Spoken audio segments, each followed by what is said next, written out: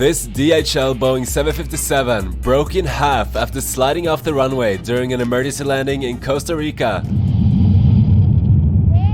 Uy, señor.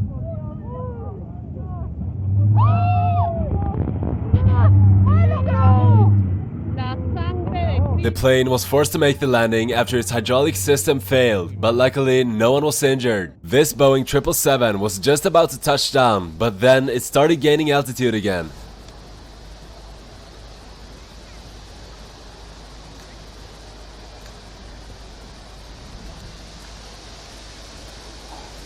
In order to land before it was too late, the pilot slammed it into the ground.